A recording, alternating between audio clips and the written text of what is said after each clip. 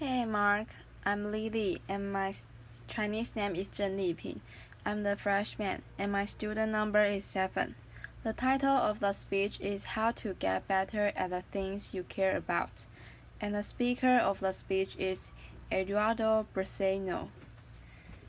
Most of us go through life trying to do our best at whatever we do, whether it's our job, family, school, or anything else.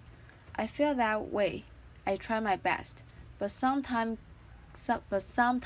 ago, I came to a realization that I wasn't getting much better at the things I cared most about, whether it was being a husband or a friend, a professional or teammate, and I wasn't improving much at those things even though I was spending a lot of time working hard at them.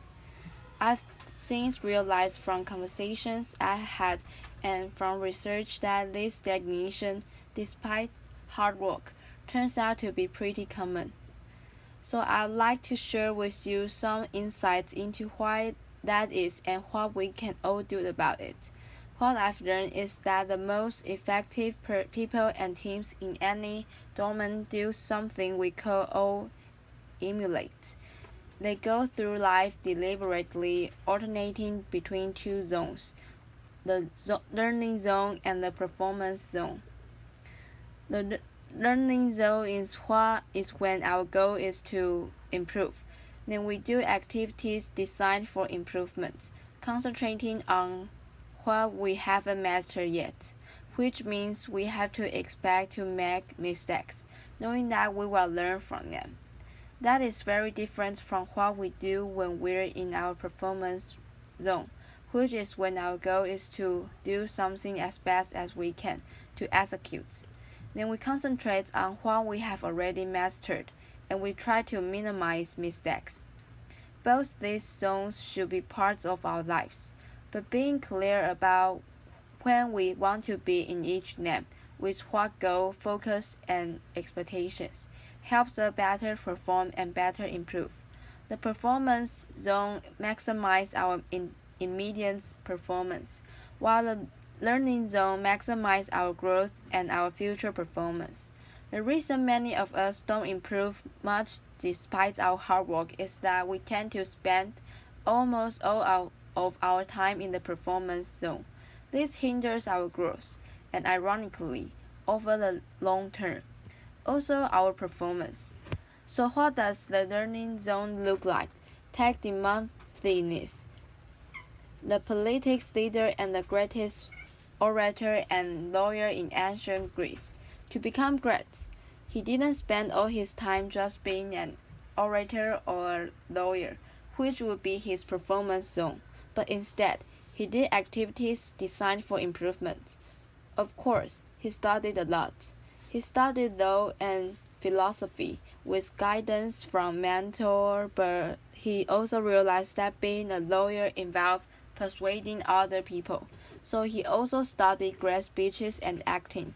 To get rid of an odd habit he had of involuntarily lifting his shoulder, he practiced his speech in front of a mirror, and he suspended a sword from the ceiling so that if he rests his shoulder, it would hurt. Laughter. To speak more clearly despite a lips. He went through his speeches with thorns in his mouth. He built an underground room where he could practice without interruption and not disturb other people. And since courts at the time were very noisy, he also practiced by the ocean, projecting his voice above the roar of the waves. His activities in the learning zone were very different from his activities in court, his performance zone. In the learning zone, he did what Dr. Anders Ericsson calls deliberate practice.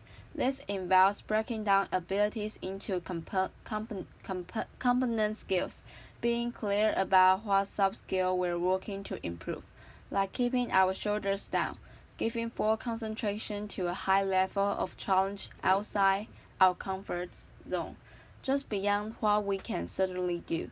Using frequent feedback with repetition and adjustment, and ideally engaging the guidance of a skilled coach. Because activities designed for improvement are domain specific, and great teachers and coaches know what those activities are and can also give us expert feedback. It is this type of practice in the learning zone which leads to substantial improvements, not just time on task performing. For example, research shows that after the first couple of years working the profession, performance usually plateau. This has been shown to be true in teaching, general medicine, nursing, and other fields. And it happens because once we think we have become good enough, adequate, then we stop spending time in the learning zone. We focus all our time on just doing our job, performing, which turns out not to be a great way to improve. But the people who continue to spend time in the learning zone do continue to always improve. The best salespeople at least once a week do activities with the goal of improvement. They read to extend their knowledge, consult with colleagues or domain experts, try out new strategy, solicit feedback, and reflect. The best chess players spend a lot of time not playing games of chess, which would be their performance zone, but trying to predict the moves grandmasters made and analyzing them. Each of us has probably spent many hours typing on a computer without getting faster. But if we spend 10 to 20 minutes each day fully concentrating on typing 10 to 20% faster than our current reliable speed, we will get faster, especially if we also identified what mistakes we're making and practice typing those words. That's deliberate practice. In what other parts of our lives, perhaps that we care more about? Are we working hard but not improving much because we're always in the performance zone? Now, this is not to say that the performance zone has no value. It very much does. When I needed a knee surgery, I didn't tell the surgeon, poke around in there and focus on what you don't know. Laughter. Well, we'll learn from your mistakes. I looked for a surgeon who I felt would do a good job, and I wanted her to do a good job. Being in the performance zone allows us to get things done as fast as we can. It can also be motivating, and it provides us with information to identify what to focus on next when we go back to the learning zone. So the way to high performance is to alternate between the learning zone and the performance zone, purposefully building our skills in the learning zone, then applying those skills in the performance zone. When Beyoncé is on tour, during the concert, she's in her performance zone. But every night when she gets back to the hotel room, she goes right back into her learning zone. She watches a video of the show that just ended. She identifies opportunities for improvement for herself, her dancers, and her camera staff. And the next morning, everyone receives pages of notes with what to adjust, which they can work on during the day before the next performance. It's a spiral to ever-increasing capabilities, but we need to know when we seek to learn, and when we seek to perform, and where we want to spend time doing both. The most time we spend in the learning zone, the more we'll improve. So how can we spend more time in the learning zone?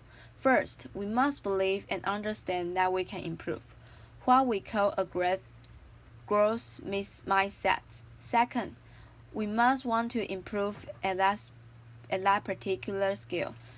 There has to be a purpose we care about, because it takes time and effort. Third, we must have an idea about how to improve, what we can do to improve, not how you used to practice the guitar as a teenager, performing songs over and over again, but doing deliberate practice.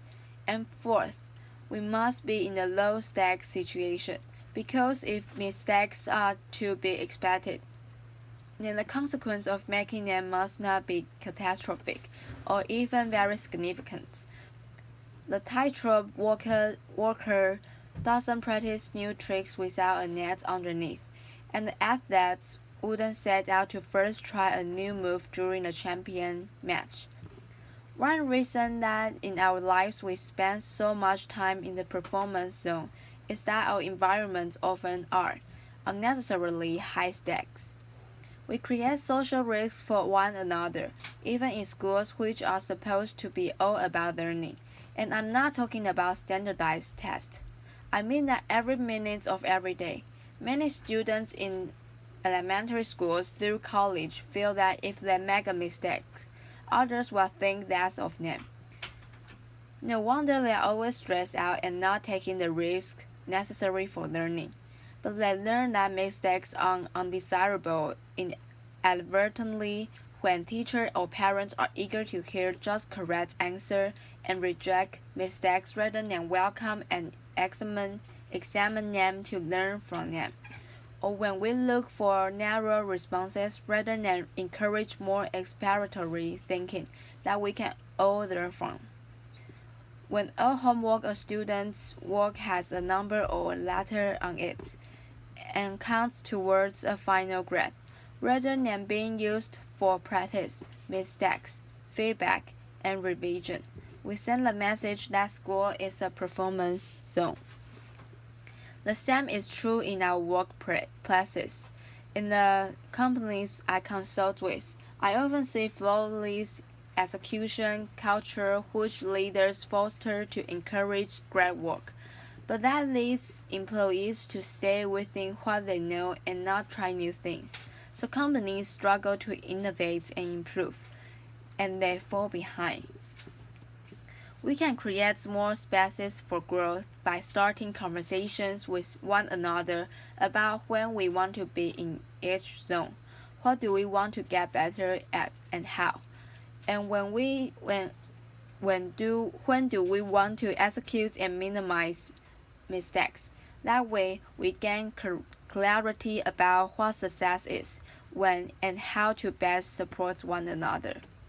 But what if we find ourselves in a chronic high-stakes setting and we feel we can't start those conversations yet? Then here are three things that we can still do as individuals.